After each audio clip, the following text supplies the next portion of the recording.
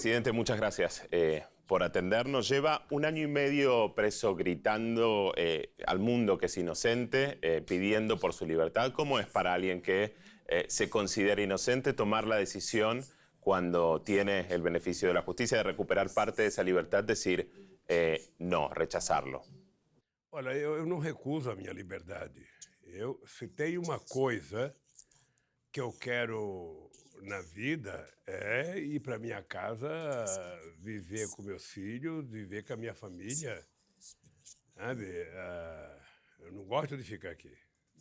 O que eu não posso aceitar é a tese de que eu estou assistindo uma progressão, porque eu cometi um crime e já cumpri 1/6 da pena. Eu quero sair daqui com a minha inocência 100% comprovada.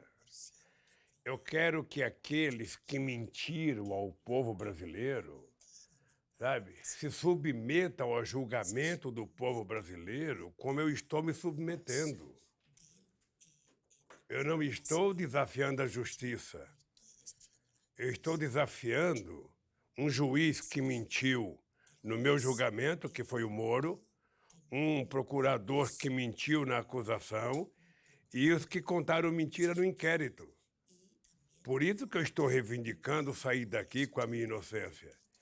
Eu entrei aqui de cabeça erguida, eu poderia não estar aqui, eu poderia ter ido para outro país, não fui, e eu quero sair daqui de cabeça erguida.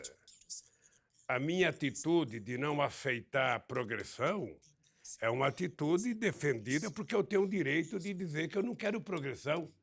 A hora que eu aceitar a progressão, eu estou aceitando a ideia que eu cometi um crime. E por isso eu estou sendo beneficiado. Eu não quero isso, não. Eu não cometi crime nenhum, meu crime foi quem me condenou. E eu estou na expectativa que se faça justiça nesse país. Por isso nós estamos recorrendo a todas as instâncias necessárias para que seja lido o inquérito, para que seja analisadas as acusações e a defesa, para que eu saia daqui livre como um passarinho. Presidente, el presidente Bolsonaro dijo recientemente que él no va a interferir si usted quiere rechazar la progresión de la pena, pero hay especulaciones con que quizá la jueza Lemos pueda decidir forzarlo a cumplir ese régimen semiabierto. En ese caso, ¿cuál sería la estrategia de la defensa? Eu não sei se a juíza pode forçar a cumprir. Eu não sou advogado, sabe? Eu não sou advogado. A única coisa que eu sei é o seguinte: eu estou brigando pela minha inocência. Eu fui vítima de um julgamento político. Se você, que é um companheiro que mora na Argentina, seria importante que lesse esse livro aqui, que você vai perceber que o que nós estamos falando está escrito aqui. E nós falávamos isso muito antes do livro. Nós falávamos com esse cidadão aqui, era procurador-geral da República, todo poderoso e todo mentiroso. A gente já dizia isso na época. Mas a imprensa quase que transforma ele em Deus. E agora que ele publicou o livro, estão querendo até caçar o livro. Mas você leia na página 182, onde ele diz o objeto de desejo chamado Lula. Eu já disse isso em outras entrevistas, que eu era uma espécie de Copa do Mundo para a Lava Jato. Eles queriam me conquistar, porque era uma obsessão me trazer para Curitiba, mesmo que eu não devesse ter sido julgado, porque não tem processo para me julgar, porque não tem denúncia verídica, o que tem é uma quantidade de mentira, por interesses políticos. Deram o golpe na Dilma, depois do golpe o Lula não podia voltar para ser presidente, era preciso criar uma confusão com Lula. Como eles não achavam que poderia reeditar o que foi feito no século XIX com quem se revoltava nesse país, enforcar, decapitar, esquartejar, ou seja, eles resolveram então utilizar, sabe, o poder judiciário para me transformar no que eles estão me transformando. E eu resolvi brigar, porque honra e caráter a gente não encontra em supermercado. A gente nasce com ela e a gente conquista no berço. E eu, graças a Deus, quero me defender, porque quem é culpado nesse país é quem me condenou. E eu quero provar isso. Presidente, recién mencionaba golpe a la presidenta Dilma Rousseff. Así se refirió por primera vez públicamente hace poco tiempo también Michel Temer. Y él dijo algo más, dijo que si usted hubiera asumido en el gobierno de Dilma, ese golpe no hubiera sucedido. Ahora, usted no asumió como ministro porque la Corte Suprema se lo impidió en ese momento. ¿Usted todavía confía en que ese mismo tribunal recuse finalmente la investigación de Sergio Moro? Olha, hoje, analisando o que aconteceu naquela época, eu posso te dizer que, quem sabe, a Dilma tivesse tido teimado e mantido a indicação, porque não é a Suprema Corte que indica o ministro, é a Presidenta da República. Mas também é importante saber quais eram as informações que tinha o ministro na hora de tomar aquela decisão. Porque é importante lembrar que o Moro tinha divulgado uma fita de uma conversa minha com a Dilma, o Moro dizendo que a Dilma estava me indicando porque eu queria fórum especial, e não divulgou o restante das fitas e das gravações, que ficava claro que eu não estava procurando fórum especial. Ele mentiu à Suprema Corte. E foi com base nessa mentira que o ministro tomou a decisão de evitar que eu fosse ministro. Isso não me faz desacreditar na justiça, porque se você for olhar o histórico de cada ministro lá, tem coisas excepcionais que eles votaram favorável, tem coisas que eles votaram contra, e é assim mesmo. Cada cabeça uma sentença, e eu espero que a Constituição esteja acima de todos e eles cumpram a Constituição. É nisso que eu me apego e é essa expectativa que eu tenho, que eles façam justiça, até porque, fazendo justiça comigo, eles começam a moralizar uma parte muito pequena do Poder Judiciário que está endeusada pela imprensa brasileira, sobretudo quando atacam de corrupção o PT. Então, eu acho que eu vou lutar com todas as minhas forças para que esse país tenha justiça e espero que a Suprema Corte cumpra o seu papel de garante da Constituição, retomando a verdade nesse país.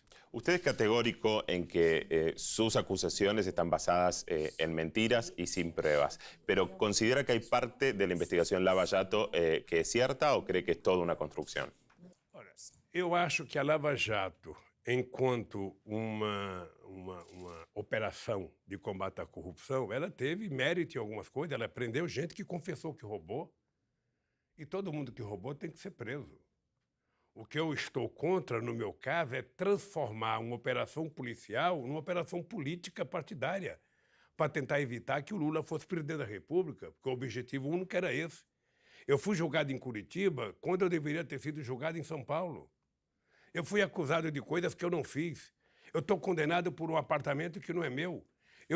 Já fui condenado aqui em primeira instância por uma chácara que eles sabem que não é minha, porque eles conhecem o dono, conhecem o documento, eles sabem que não é minha. Mas acontece que eles contaram uma mentira tão grande para trazer o processo para Curitiba que eles não deixaram uma rota de fuga para ele sair. A pergunta que eu faço é o seguinte: depois de 80 capas de revista, depois de centenas de horas de jornal, sabe, na televisão, depois de milhares de primeiras páginas de jornal dizendo que o Lula era corrupto, como é que eles vão agora pedir desculpas ao povo brasileiro e dizer desculpa? E é a única coisa que interessa. Eu não quero aceitar a progressão da pena, eu quero que eles peçam desculpas ao povo brasileiro, sabe, que é a grande vítima disso. Quero que eles peçam desculpa aos milhões de desempregados, quero que eles peçam desculpa à minha família. Sabe? Nem eu preciso de desculpa, não. Eu já estou calejado na vida, mas peço à minha família, invadir a casa dos meus filhos desnecessariamente. Você acha que eu vou ficar quieto? Olha, se alguém roubou, que vá para a cadeia. Se alguém roubou e quer delatar para ficar com metade do roubo, como tem muitos que fizeram, que façam. Eu gostaria de fazer uma delação contra o Moro e contra o Dallagnol, mas ninguém quer que eu faça a delação, sabe? Eu vou ver se eu faço a delação deles na ONU. Só um dia deixar, eu vou lá fazer a delação, porque quando eu critico o Moro, eu não critico o Poder Judiciário, eu critico ele pessoalmente. Ele pessoalmente e qualquer um que agir como ele age.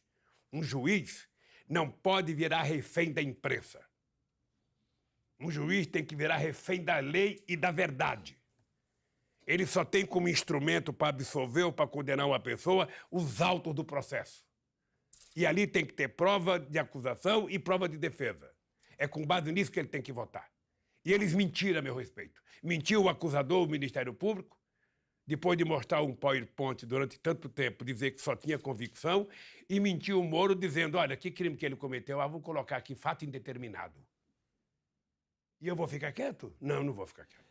Presidente, el Senado está avanzando ahora con la reforma previsional que es fuertemente resistida por los sectores de trabajadores en Brasil. ¿Qué consideraciones tiene que hacer al respecto? Eu estava lendo um artigo que eu recomendo você ler e até, quem sabe, divulgar, sabe? Que é um artigo de um cientista político muito importante chamado José Luiz Fiore. Ele escreveu esse artigo, acho que ontem, que eu recebo tudo aqui com um dia de atraso, sobre o que aconteceu na Rússia depois da queda do Muro de Berlim.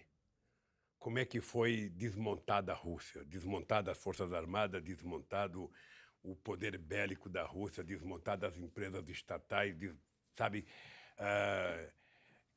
Foi vendido tudo e a Rússia teve problema sério. O PIB chegou a cair mais de 50%, ou seja, o desemprego foi muito alto, o salário caiu e começou a se recuperar agora. E é muito importante que as pessoas leiam um artigo desse para saber o que está acontecendo no Brasil. Esse governo, até agora, no Brasil, ele não disse o seguinte, a palavra produzir, a palavra crescimento, a palavra distribuição de renda, a palavra aumento de salário não existe. A única coisa que existe é a reforma para diminuir o déficit fiscal, porque precisa juntar 1 trilhão, não diz para que é 1 trilhão, e vender todas as empresas públicas. Esse país está se sustentando até agora pelas reservas que o PT criou de 387 bilhões de dólares. É isso que está garantindo o Brasil sobreviver até agora. Então, eles estão vendendo empresa pública, estão vendendo a Petrobras, estão vendendo o petróleo, estão vendendo o nosso pré-sal. Ou seja, eles estão entregando o país, jogando fora uma coisa chamada soberania. E o Brasil é muito grande, o Brasil pode ser um país soberano, o Brasil pode ser um país protagonista de política internacional, sabe? E uma coisa que eu tenho orgulho é o papel que o Putin está jogando na história hoje mundial. Ou seja, sabe, o mundo não pode ficar refém da política americana, da loucura do Trump, da loucura de um presidente americano que acha que pode invadir qualquer país, matar qualquer presidente. Sabe? É preciso que alguém dê um basta nisso. E o Brasil pode dar um basta. O Brasil tem tamanho para isso, tem grandeza para isso. Tem fronteira com 10 países na América do Sul, tem fronteira com o continente africano, porque o mar é a nossa estrada, sabe, que Deus construiu. E o Brasil não levanta a cabeça. Nós, quando presidimos o Brasil, nós tentamos mostrar que o Brasil poderia ser protagonista internacional. Então, eu defendo, na verdade, que o Brasil não seja um lambe-botas dos Estados Unidos, que o Brasil mantenha uma relação digna e soberana com os BRICS e que o Brasil volta a ser protagonista da política internacional, porque um país que tem 8,5 milhões de quilômetros quadrados, que tem 17 mil quilômetros de fronteira com a América do Sul, que tem 7.500 quilômetros de fronteira marítima, um país que tem o pré-sal, um país que tem a Amazônia, um país que tem 210 milhões de habitantes, esse país tem que ser soberano. Esse país tem que ter indústria forte. E a Petrobras não é apenas uma empresa de petróleo, é uma empresa que tem investimento extraordinário em pesquisa e tem milhões de pequenas empresas que são fornecedores. É isso que eles estão destruindo bancos públicos. Então, eu defendo que o Brasil execute um papel mais importante na política internacional. Recién mencionaba los socios de BRICS, que son los socios emergentes. ¿Qué pasó con la integración regional que se ha visto claramente retraída en los últimos tiempos? La regional con el Mercosur, la UNASUR, que ya está absolutamente desdibujada. Por otro lado, el gobierno brasileño tiene un claro alineamiento con Estados Unidos. El hijo del presidente Bolsonaro fue designado en la embajada. ¿Cómo se reconstruye la integración regional? Eu posso dizer que o melhor momento que nós vivemos na América Latina foi o momento em que governos progressistas governaram, do Chile, Lagos e Bachelet, Argentina, Cristina e Kirchner, o Uruguai, Tabaré e Pepe Mujica, a Bolívia, a Venezuela com Chávez, o Brasil. Ou seja, a gente pôde promover um estado de bem-estar social como nunca tínhamos tido no nosso continente. Fortalecemos o Mercosul, nós criamos a Unasul, nós criamos a CELAC, nós tínhamos uma reunião entre a América do Sul e África, América do Sul e países árabes. O Mercosul saiu de 10 bilhões de comércio, sabe, para quase 74 bilhões de comércio. Então, as coisas estavam crescendo de forma extraordinária. O que aconteceu? Na medida em que você tem governo de direita que volta ao poder, a gente tinha vivido isso na época do Fernando Henrique Cardoso aqui no Brasil e na época do Menem na Argentina. Na hora que você tem presidentes que não se respeitam, que não respeitam a sua soberania e que ficam lambendo a bota dos americanos, como fazia o Fernando Henrique Cardoso com o Clinton, como está fazendo o Bolsonaro com o Trump, o país não vai para frente. Eles agora abandonaram qualquer projeto de desenvolvimento interno, qualquer projeto de soberania interna, para ficar achando que os americanos vão ajudar os nossos países. Americano não ajuda ninguém. Americano ajuda eles em primeiro lugar, eles em segundo lugar, eles em terceiro lugar, eles em quinto. Os americanos estão habituados a ocupar qualquer país que tenha qualquer interesse de soberania. Então, o Brasil não pode ficar dependendo dos Estados Unidos. O Brasil tem que depender das suas forças intelectuais, da sua força, sabe, dos seus cientistas, das suas universidades, do seu povo trabalhador. É isso que faz o Brasil ser grande. Nós temos um mercado interno de 210 milhões de seres humanos. Nós temos um mercado na América do Sul de quase 450 milhões de pessoas. Então, se nós soubermos trabalhar similaridade entre nós e fortalecer a troca, nós podemos ser um bloco muito forte no mundo. Lamentavelmente, sabe, a gente vê que não é isso que aconteceu na Argentina. O Macri acabou de quebrar a Argentina, levou a Argentina a uma situação de pobreza que a gente não via há muito tempo, e eu espero que Deus dê força para os argentinos recuperarem, sabe, um governo que tenha compromisso com o povo pobre daquele país. E aqui no Brasil, o Bolsonaro está caminhando para o mesmo caminho, no Equador está caminhando para o mesmo caminho. Então, eu sonho que a sociedade brasileira precisa ter em conta que o Brasil só irá crescer, só irá se desenvolver, só irá ser um país justo quando a gente tiver uma política de desenvolvimento com base na nossa capacidade científica e tecnológica de criar indústria forte. Y el Brasil puede hacer eso. Hablemos un poco de las elecciones en Argentina, porque usted dijo que una de las razones por las cuales ganó Bolsonaro en 2018 tuvo que ver con una falta de sensibilidad de la izquierda para hacer alianzas. Eso se vio un poco algo similar en España, donde la izquierda no hizo acuerdo y tuvieron que ir a nuevas elecciones, llamar a nuevas elecciones, pero en Argentina sí se armó un frente de izquierda importante y tuvo un triunfo muy importante en las elecciones primarias. Pero para eso fue fundamental el corrimiento que hizo Cristina Fernández de Kirchner de su lugar de protagonismo y cediendo su propia candidatura. Lo que le quiero preguntar es si usted considera ahora, con el diario del lunes, digamos, que la estrategia del PT pudo haber sido otra en las elecciones del 2018, o si en todo caso Cristina Kirchner en Argentina recogió el guante de lo que sucedió en Brasil y por eso hizo esa jugada electoral para lograr mayor consenso. Eu não acho que a Cristina fez uma jogada eleitoral. A Cristina, ela trabalhava com pesquisa de opinião pública e ela sabia da qualidade dela, dos votos positivos que ela tinha, e ela sabia da rejeição que ela tinha. E ela sabia de todos os processos que a direita estava movendo como ela. Então, a Cristina tomou a decisão, sabe, de facilitar a eleição colocando um companheiro, sabe, do mesmo partido político, que era todo mundo é peronista, ou seja, para concorrer às eleições. Aqui no Brasil, veja, nós temos uma eleição Eu briguei muito pelos 2 turnos. Você tem no primeiro turno, todo mundo pode ser candidato, no segundo turno você se junta. Aqui no Brasil a gente poderia ter se juntado no segundo turno. Aqui no Brasil poderia ter, a chance foi colocada. Quem não quis se juntar é que assuma a responsabilidade. Você não pode evitar que um partido tenha candidato se tem 2 turnos nas eleições. Você disputa com candidatura própria no primeiro turno, no segundo turno você disputa, sabe? Aquele que foi o mais votado tem o apoio dos outros. Isso aconteceu comigo quantas vezes? Eu não ganhei em nenhuma eleição no primeiro turno.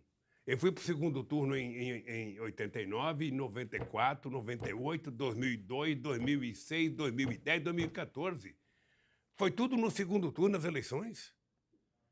Sabe? E nós ganhamos no segundo turno. Então, o segundo turno existe para você fazer aliança. Ora, quem não quis fazer aliança não pode ficar jogando a culpa no partido mais votado.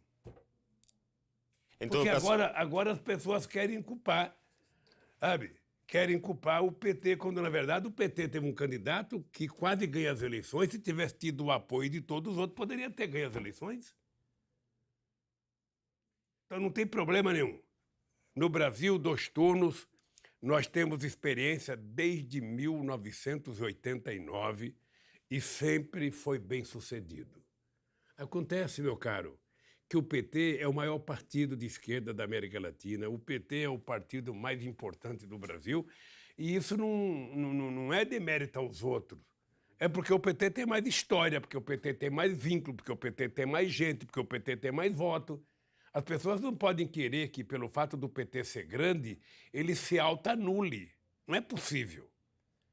Mas o PT faz aliança. É só você pegar as alianças nos estados, você vai perceber que nós fazemos muita aliança política quando é necessário fazer, e achamos que pode ser feito em 2020 para prefeito, pode ser feito em 2022.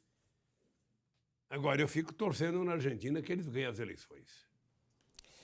Presidente, Alberto Fernández estuvo aquí en la cárcel de Curitiba visitándolo. Habló con él sobre la situación de Venezuela. El candidato argentino tiene una preocupación que ha declarado sobre, por ejemplo, el informe de la Secretaria de Derechos Humanos de Naciones Unidas, de Michelle Bachelet, en Venezuela, y al mismo tiempo es muy categórico en condenar la injerencia extranjera, sobre todo de Estados Unidos. Ahí, ¿usted coincide con esta visión? ¿Cuál es su visión sobre el asunto? São 2 coisas totalmente distintas, né? Uma coisa é que você não está obrigado a defender, sabe, as políticas colocadas em prática pelo presidente Maduro. Essa é uma coisa. A outra coisa é que você não é obrigado a aceitar a ingerência externa dentro de um país soberano. Então, eu, por exemplo, não concordo com a intromissão americana, com a intromissão brasileira, com a intromissão colombiana, com a intromissão qualquer que seja, tentando, sabe, governar um país soberano. Inventar um candidato, sabe, e inventar uma mentira como o Guaidó. Eu sou totalmente contra. Essa é uma coisa que eu acho que todo país democrático tem que assumir. A outra coisa é que quem é amigo da Venezuela precisa conversar com Maduro e discutir com ele, que é importante, sabe? Eu falo isso de cátedra porque em 2002 2003 eu tinha 20 dias de presidência, eu criei o grupo de amigos para ajudar o Chávez naquela questão do referendo e conseguimos, com a participação dos Estados Unidos, com a participação da Espanha, do Aznar, que tinha sido o único presidente a aceitar o golpista, e nós conseguimos criar as condições políticas para ter o referendo na Venezuela.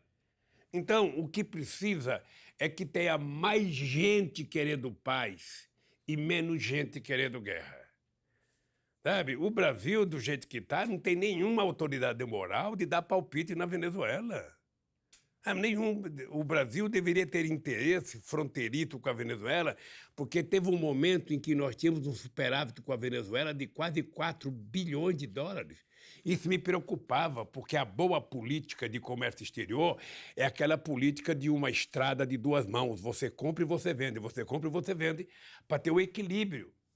Então, o Brasil O Brasil, aqui na América do Sul, o Brasil tem que ser o fomentador da paz, do progresso, do desenvolvimento e da soberania. O Brasil não pode ficar tomando partido contra um ou contra outro. Le quiero preguntar por la Amazonia, porque más allá de cómo se ha gestionado la última crisis, que ha sido algo muy criticado, hay una realidad que es que los científicos dicen que se llega a esta situación luego de décadas de desinterés de la mayoría de los gobiernos del mundo. ¿Cree que tendría que pasar a ser un tema prioritario en la agenda de Brasil, teniendo en cuenta justamente la importancia que tiene la Amazonia para el mundo? ¿Haría las cosas de otra manera? ¿Le daría más importancia si estuviera en el gobierno nuevamente? Não é que se eu faria as coisas diferentes. Nós fizemos diferente. Aliás, hoje eu li uma matéria de uma entrevista da ex-ministra Marina Silva, que não está mais no PT, em que ela mostra que no nosso governo a gente diminuiu o desmatamento em mais de 83%. Tá? Se você pegar o relatório, você vai perceber que durante todo o mandato do PT, com exceção dos 2 primeiros anos, em que a gente não tinha nada para fazer e nós tivemos que montar tudo para controlar, que a gente assumiu um compromisso e tínhamos cumprido o compromisso já de diminuir em 80% a emissão de gás de efeito estufa. Isso você pode conversar com a ex-ministra Isabela, com o ex-ministro Minco, com a ex-ministra Marina, que o Brasil servia de modelo, tanto no encontro que tivemos em Copenhague, no COP15, como no encontro de Paris. Então, a Amazônia, veja, nós temos que ter claro que a Amazônia é território brasileiro, o Brasil é soberano sobre a Amazônia, é o Brasil que decide o que fazer na Amazônia. Ponto pacífico, tá? E não se discute. O que o Brasil tem que entender é que a nossa incapacidade científica, sabe, a nossa incapacidade financeira de cuidar daquele ecossistema e daquela biodiversidade com o carinho que a humanidade precisa que a gente cuide, não prescinde da gente receber apoio. Então, é importante lembrar que o acordo do fundo criado para ajudar a Amazônia foi criado no meu governo, com a Alemanha e com a Noruega. E isso não faz com que o Brasil abra mão da sua soberania. Agora, o que eu vejo dizer é que o Bolsonaro fala de soberania de um lado e, de outro lado, manda o filho dele ser embaixador nos Estados Unidos para entregar a Amazônia para os Estados Unidos explorar. Obviamente que não está correto. Presidente, usted publicó la carta que le mandó a la mamá de Marielle Franco. Marielle Franco, como mujer negra, proveniente de una favela lesbiana, es un símbolo de la lucha por los distintos tipos de desigualdad que hay en Brasil. Su asesinato todavía no se esclareció y eso también es un símbolo de la violencia que está viviendo Brasil y que ha crecido y ha batido récords en los últimos años. ¿Cómo se resuelve el problema de la violencia? Olha, eu acho que não foi publicada a carta que a mãe da Marielle mandou para mim. Acho que foi publicada a carta que eu mandei para ela. Sí, claro. Porque eu recebi uma carta dela e eu não divulgaria a carta dela sem autorização dela. A minha eu poderia divulgar. No, fue un error mío. Me refiero a la que usted le escribió. O que eu acho é que tem muitas coisas no Brasil que não são investigadas. Ou seja, o caso da Marielle é um deles.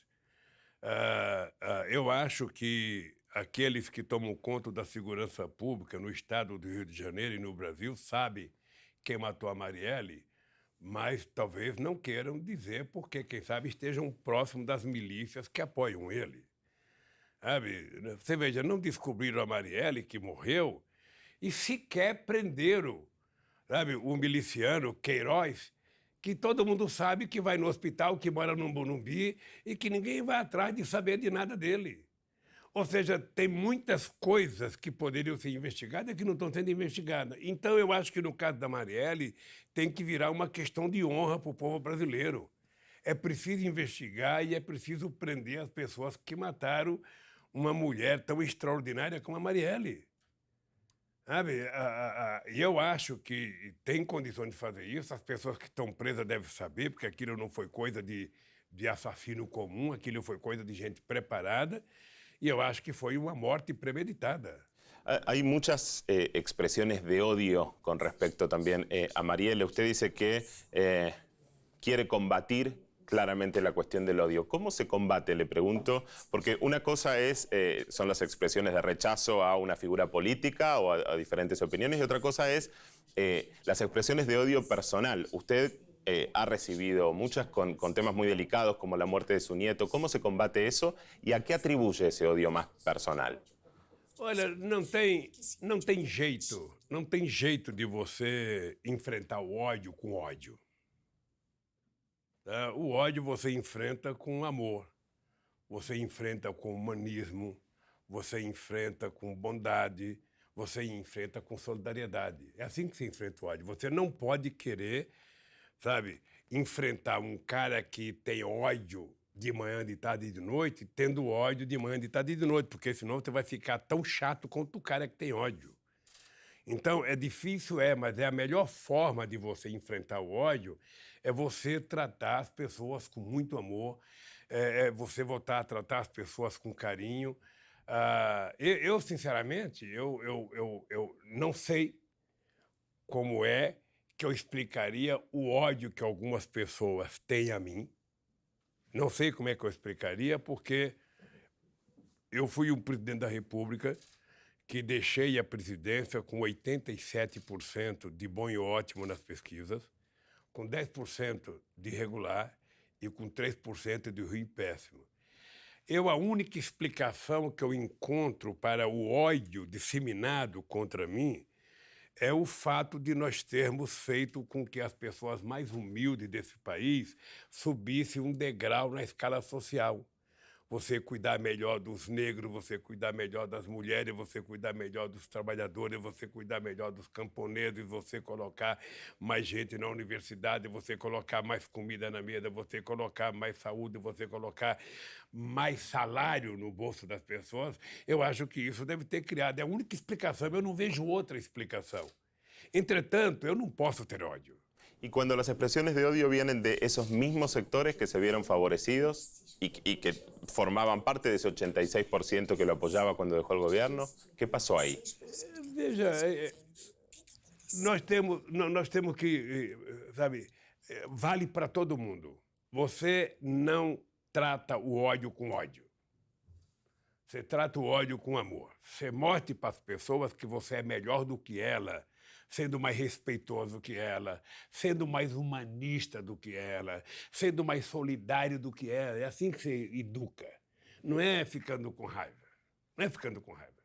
Então, é assim que eu penso e é assim que eu tento construir, e é por isso que eu estou nessa luta aqui. Não pense você que eu tenho ódio do Moro, ódio do Dallagnol. Eu acho que eles dormem pior do que eu. Porque eu falo sempre que tem 4 pessoas que sabem que eu sou inocente. Deus, eu, Moro e Dallagnol. E o delegado que fez o inquérito. Ele sabe que eu sou inocente. Tá? Então, eles sabem que eles mentiram. Se eles mentiram, eles estão com a consciência pesada. Então, eles não devem ter bons sonos à noite. E como eles contaram uma mentira muito grande, que eles não têm como mudar de posição, eu estou aqui tomando a posição de tentar provar a todo custo a minha inocência. Eu acredito que haverá justiça nesse país na medida em que as pessoas percebam que a mentira não pode prevalecer e que a Suprema Corte Brasileira, como uma instituição que é o garante da nossa Constituição, vai permitir com que as coisas voltem aos eixos, a funcionar normal. Y que a mentira no prevaleza sobre la verdad. Presidente, quiero volver, nos quedan unos minutos al panorama regional. Hay elecciones en Bolivia pronto y en la Argentina. Incluso si ganan Evo Morales y Alberto Fernández, que las encuestas le dan un buen panorama, asumirían en un escenario muy diferente al de hace una década. ¿Qué panorama ve usted para la región? ¿Cree que se puede volver a construir una integración regional como la que había? Eu acredito que é possível criar uma integração regional outra vez. Eu acho que nós aprendemos, da esquerda aprendemos, de que para você consolidar instituições democráticas e bilaterais fortes, você precisa ter instituições fortes. sabe? Não pode ser uma coisa pessoal, não pode ser na base do ufanismo. Ou seja, nós temos que criar instituições que garantam as coisas que a gente quer criar. Eu acredito que a eleição na Argentina, a eleição no Uruguai, a eleição na Bolívia e daqui a alguns anos a eleição em outros países vai permitir que a gente possa sonhar em criar um bloco econômico e político forte da América do Sul. As pessoas têm que entender que a gente não pode, no século XXI, continuar vivendo como a gente viveu durante todos os séculos desde que fomos descobertos. Ou seja, é preciso que cada governante entenda, sabe, que o único jeito da América do Sul e da América Latina crescer é você ter soberania para elaborar as suas próprias políticas de educação, a política de desenvolvimento, política de educação, sabe? E isso precisa ser levado muito a sério, porque todo presidente que ganha uma eleição na América do Sul fica na expectativa de que os Estados Unidos vão ajudar. E não tem precedente. Não tem precedente. Se os americanos ajudassem, o México seria o Canadá e não seria o México. Né? Porque a ajuda que os americanos estão dando para o México agora é construir um muro para evitar que o pobre mexicano ou latino-americano vá para os Estados Unidos, porque o rico vai de avião, vai por cima. Então, se o mundo tivesse ciência do que aconteceu depois da crise de 2008, depois da crise de 2008 já foram utilizados 25 trilhões de dólares para tentar salvar a economia mundial e tentar salvar o sistema financeiro mundial. Imagine você se esses 25 trilhões de dólares fossem utilizados para ajudar os países pobres do mundo a se desenvolver. O continente africano, o continente latino-americano. Você ainda tem 1 bilhão de seres humanos que vão dormir toda noite sem ter as calorias e as proteínas necessárias. No encontro do G20 em Londres, foi a primeira reunião que o Obama participou, o Gordon Brown era o coordenador, nós propusemos acabar definitivamente com o protecionismo e que a gente teria que ajudar os países mais pobres. Se o povo alemão não está consumindo, eles não podem produzir para vender lá dentro, financie a modernização dos países pobres para que eles possam se tornar produtivos, consumidores e produzirem suas próprias riquezas. É tão simples fazer isso, por que não se faz? Porque nós precisamos de uma outra nova governança mundial. A ONU não pode continuar sendo governada do jeito que está. O Conselho de Segurança não pode ser, sabe, mantido como resultado da guerra, da Segunda Guerra Mundial. É preciso entrar o Brasil, é preciso entrar o México, é preciso entrar a Argentina, é preciso entrar a Argélia, é preciso entrar a África do Sul, é preciso entrar a Egito, é preciso entrar a Índia, é preciso entrar o Japão, é preciso entrar a Alemanha. Ou seja, por que tem que ser os 5? Por que não pode ampliar o Conselho de Segurança da ONU e estabelecer uma nova governança? Sabe? Porque nós aprovamos mudança nas instituições de Bretton Woods, em Londres, mas os congressos nacionais não aprovam, então não funciona o que a gente aprova. Sabe? Então eu estou convencido, sabe, que Argentina, Uruguai, Brasil, Bolívia, Paraguai, sabe, todos nós seremos muito melhores na hora que a gente criar um bloco, a gente partilhar responsabilidades, a gente ver quais são as similaridades, o que um país pode vender, pode comprar, no que um país pode ajudar o outro do ponto de vista tecnológico. Isso vale inclusive para a África. Sabe? Nós seremos muito melhor. E, sobretudo, de investir muito na educação, porque não tem na história da humanidade nenhum país que se desenvolveu sem antes investir na educação, na ciência y na tecnología. Presidente, hay una crisis muy importante ahora en Perú. No sé si ha tenido oportunidad de seguirla y qué consideraciones tiene sobre lo que se está viviendo en ese país.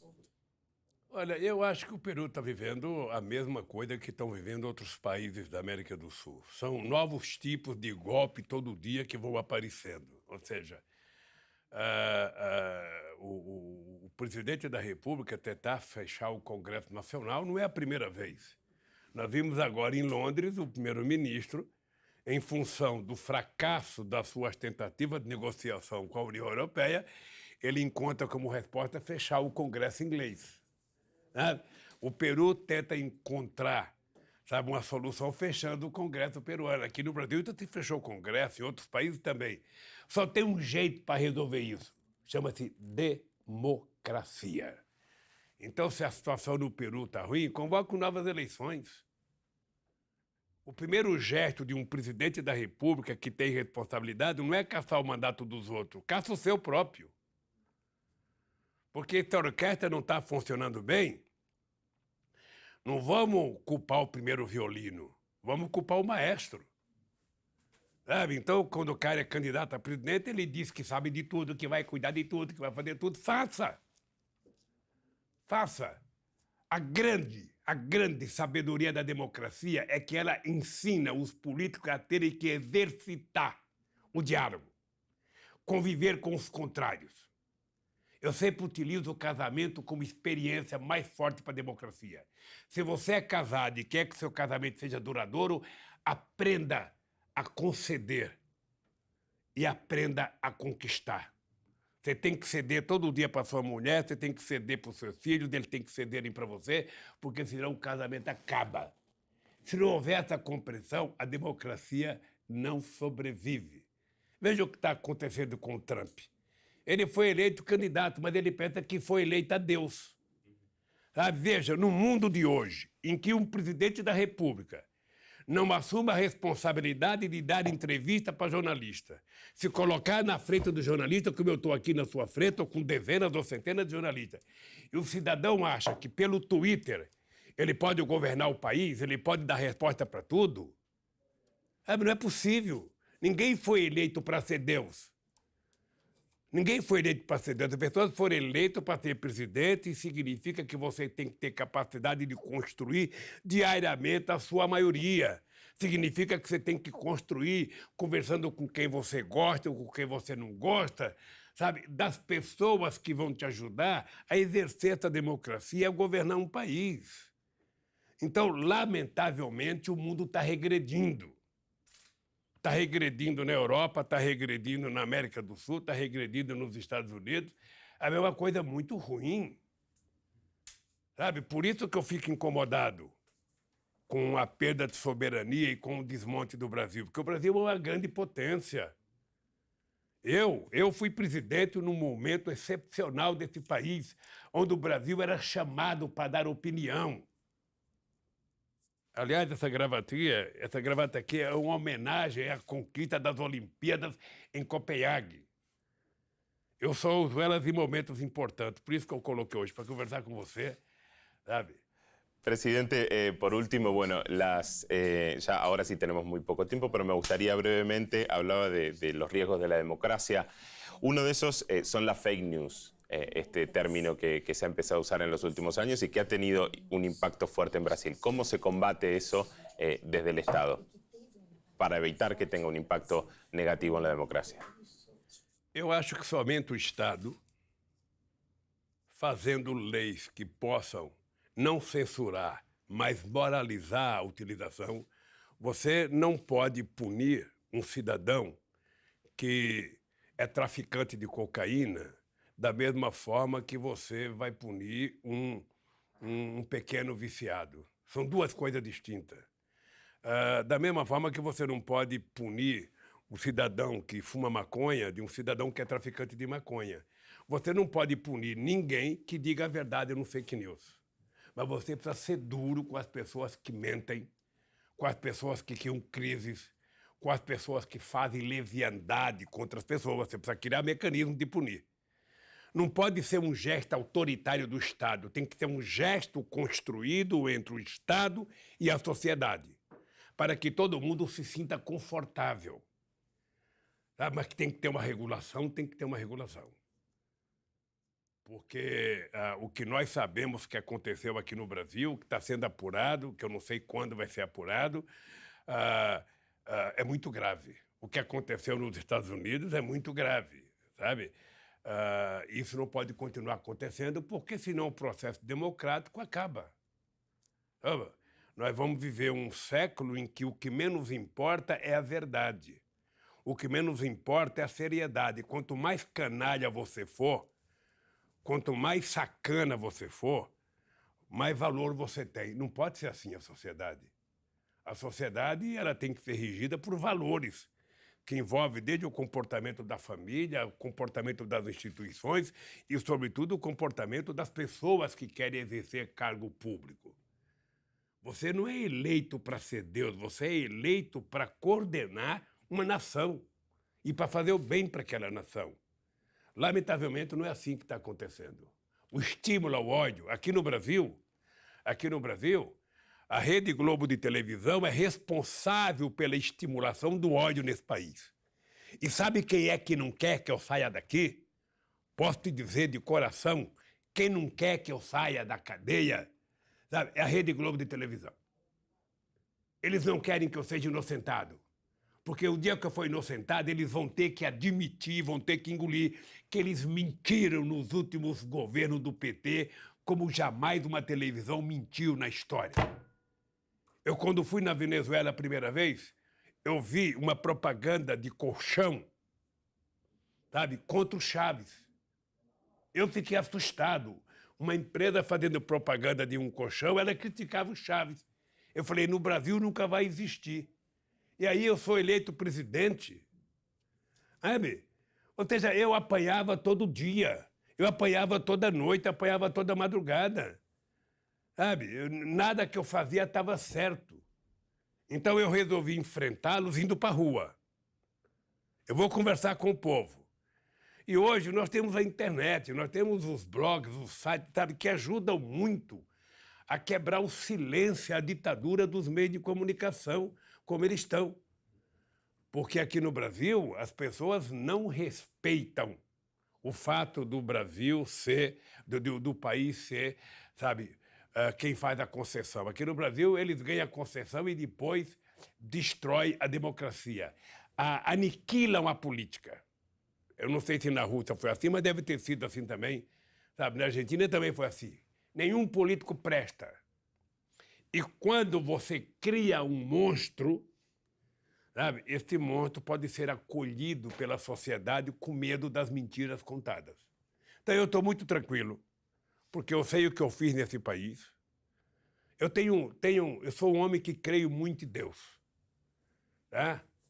Se o Dalai Lama crê em Deus, como ele fala na igreja que ele frequenta, ele deveria todo dia se ajoelhar em cima de tampinha de garrafa, em cima de grão de milho e pedir desculpa pelas mentiras que ele contou. Se o Moro acredita em Deus, ele deveria se ajoelhar em cima de um prego e pedir desculpa todo dia para Deus pela mentira que contaram ao povo brasileiro. É isso que eu quero. É isso que eu quero, que se faça justiça nesse país contando a verdade. E se provarem que eu menti, me desmoralizem, me destruam. Já proibiram que eu fosse candidato? Eu não tenho mais idade para ser candidato, já vou fazer 74 anos. Eu quero te dizer que eu me sinto muito bem. Eu ainda pretendo sair da cadeia, pretendo casar. Não vou pretender construir família porque não tenho ¿Eso es mais. real? ¿Eso es real? É verdade, é real, é real. Não, mas só... Eu só quero que você diga às pessoas que nesse país, tem um inocente condenado, que a condenação é eminentemente política e que o juiz Moro é mentiroso. E quando eu digo que ele é mentiroso, eu não estou dizendo que o Poder Judiciário é mentiroso, estou dizendo que ele é mentiroso. O Dalai Lama é mentiroso. Ele deveria estar preso e deveria ter sido exonerado pelas mentiras que contou. Sabe? Não adianta dizer que devolveu 2 milhões para a Petrobras, porque eles deram um prejuízo de 140 bilhões ao país, porque só na construção civil tem mais de 1.100.000 trabalhadores desempregados. E nós estamos tentando fazer um levantamento da relação deles com os Estados Unidos, da relação dele com os procuradores americanos e da maracutaia que eles fizeram com relação à Petrobras e os Estados Unidos. Eles não perdem por esperar, não perdem. Eu tenho 73 anos, vou fazer 74 dia 27 de outubro, quero viver 120 anos, sabe? E vou provar que eles são mentirosos. Presidente Lula, un placer. Muchas gracias. O prazer foi meu.